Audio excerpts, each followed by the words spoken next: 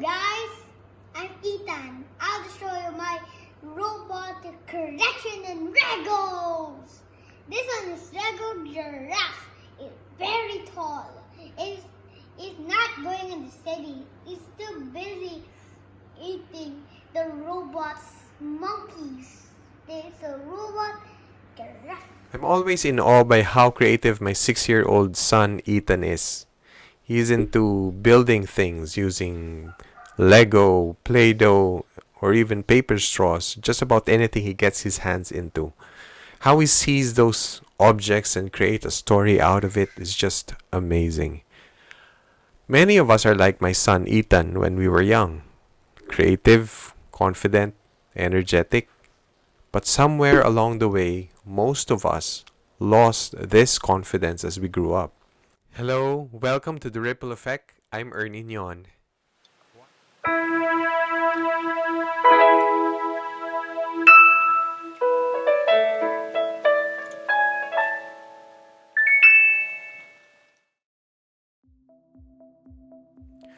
Do we just accept this as life's reality or ganun ba talaga? Many of us would justify this as a sign of quote-unquote maturity. But really, a bubbly, confident little boy, now a shy, insecure teenager, ganun ba talaga yun? There are far too many people never connect to their true talents or passion, therefore don't know what they are really capable of achieving. And in that sense, they don't know who they really are. This is identity crisis. I suffered from this crisis many years ago, and for a time I thought it was just me. After interacting with many young adults in many years, I learned that many are still trying to figure out their future and don't know where to start. Many are in companies, buried in the business of work, but not really enjoying what they're doing. They kept themselves buried with that job because they don't also know what actually would fulfill them. On the other hand, we also know of many people who are highly successful in their field, so passionate about what they do. There is so much we need to learn from these stories, and I encourage everyone to think differently about ourselves, about what we do, and how we conduct our lives, about how we educate our children if you're a parent, or if you have a business, how we run our organizations. In mid-1930s, Jillian, an 8-year-old little girl, was having trouble in her school. Her grades were terrible, she was always late on her homework, and tested poorly. She was a disturbance in her school also. She was always fidgety. This concern was raised by the school principal to her parents. Upon receiving the letter, the parents went to the school immediately with Jillian. While they were in a room with the psychologist, Jillian sat on her hands so she won't fidget on a sofa at the back of the room. The discussion started about the poor performance of Jillian in school. After several minutes, the psychologist asked Jillian to stay in the room while her parents and the psychologist would leave the room to talk privately. Jillian apprehensively agreed. Before leaving the room, the psychologist turned on the radio. When they left the room, the parents and the psychologist went to a corridor where they could see Jillian through a window, but Jillian can't see them. Almost immediately, Jillian sprang from the sofa and moved around the room, dancing to the tune from the radio. The doctors then said to Jillian's parents, "Your daughter is not sick. She is a dancer. Take her to a dance school." And that basically what the parents did. They took Jillian to a dance school. This is the story of Gillian Lynne, a well-known ballerina and more famous as a choreographer of Cats and the Phantom of the Opera. At Trails, the pediatric center my wife and I have been operating for the past 18 years, we see a lot of kids who are like that, and we help the parents figure out the child's style of learning and try to harness it. So what exactly is passion? This has been called by several terms. Passion, true passion. Ken Robinson, a best-selling author of Creative Schools, referred to this as the element. Some call this the sweet spot, epiphany, and sometimes we call this our calling. So what exactly passion? Passion is the combination between the things that we are good at and the things that we love to do. So when those two are combined, you have your true passion. You can have multiple passions, not just one. You're not limited to one. So you can be a very good businessman and at the same time a musician. You can be passionate about teaching and at the same time a very good chef. My sister-in-law Michelle is a great music teacher, a music composer, and she's also a great dancer. So how do you know it is your passion? So there is this compound in our body known as dopamine. Dopamine is a compound that is present in our body that acts as a neurotransmitter. Now, dopamine is responsible for allowing you to feel, pleasure, satisfaction, motivation. Where do you get that? When you get fulfillment, when you finish a project, when you build your house, okay. Also, you get your pleasure when you eat a bowl of ice cream, when you binge watching also, when you surf the internet, or you browse the social media, reading, for example, or you drink alcohol. And obviously, this is not passion. You don't call this passion. The binge watching, surfing the internet, you don't call this passion. These are addiction. Okay, how do you differentiate the two? If it's something that you consume, like binge watching, surfing the internet, eating pizza, ice cream, chocolates, that is addiction. On the other hand, if it's something that you create, like building a house, when you compose a music, when you plant a tree or you paint, that is passion. So why do many people haven't found their true passion? So here are 6 reasons why many people haven't found their true passion. The first one is fixed mindset. Many people believe their qualities are fixed traits and therefore cannot change. This is entirely not true. Even if you're an introvert, you can always be an extrovert. If you're left-handed like me, you can train your right hand and use it more often. It can be very challenging, but what I'm trying to say is it is possible to change. There is absolutely nothing that you cannot do. The second reason is choosing security over freedom. I started my career as an accountant. I did not really like it, but that was the logical thing for me to do since I passed the CPA boards and I needed to make money. So I worked with several companies as an accountant or as an auditor. During my stint in the corporate world, many of my colleagues have other dreams, same as I did. So dreams of having a business, dreams of creating music, arts. But just like me, we stuck it out because our jobs pay the bills. So after 20 years, I can still see some of my colleagues doing the same jobs. So that is choosing security over freedom. I mean, how many similar stories have we heard? People doing the jobs that they don't really like, but it pays the bills. In my virtual meetups with my high school classmates recently, I noticed that a lot of my classmates are nurses, doctors, or in the medical field. When we graduated in 1992, that was the height of the demand of nurses in the US and Europe. I just want to be clear that there's nothing wrong with that.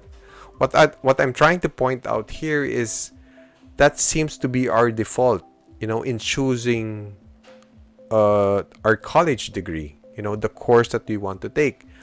We base the course that we want to take on what is in demand out there. on, what is the course that will lead us to a high paying job. We don't ask anymore if that is our passion that will lead us to fulfillment. Now, this thinking can be, in many times, this goes overboard. What do I mean by that? Sometimes we value more what other people think. We become people pleasers. In return, we drown our own voices and, later abandon our own identity simply because we did not pursue our passion. We pursue whatever is in demand. Now, during this pandemic, we saw that jobs can easily be outsourced, removed, or merged together. Now we realize that the things that we thought that give us security are not really secure. I mean, think about it. The third reason is organic nature. Before, I did not understand why people in church doing worship would raise their hands and dance, and some would even cry. Many years ago, I thought they were just crazy people. But I realized that this is what we do also when we adore performing artists or musicians.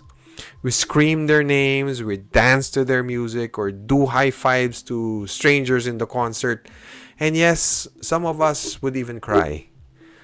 So when you feel the connection between you and the performing, that's what happened when Weng and I were attending the feast in PICC and developed this intimate connection with the Lord.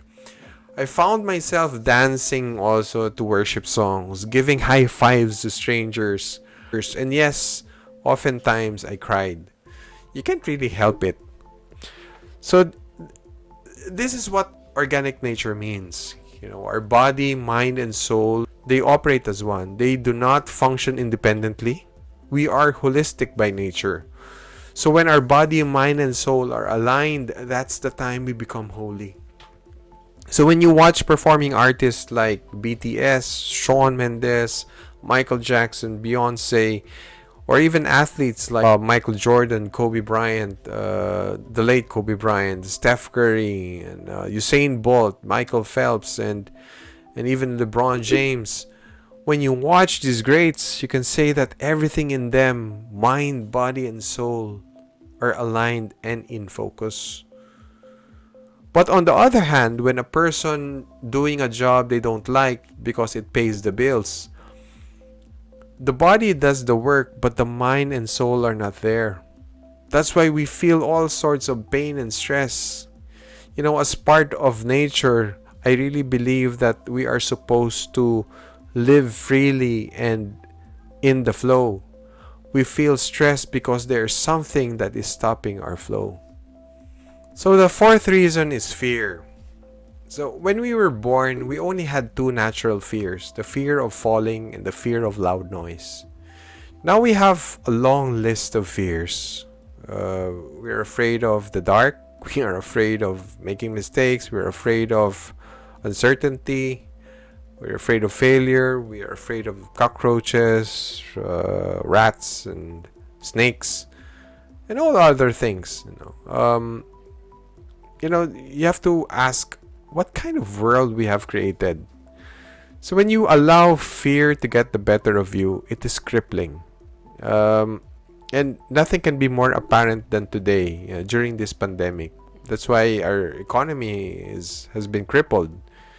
So what happens when fear gets the better of you? Your blood pressure goes up, your muscle tightens, and you start eating your fingernails until nothing is left. Perhaps you experience rejection, cut from the team you want to join, or nabasted ka ng nililigawan mo.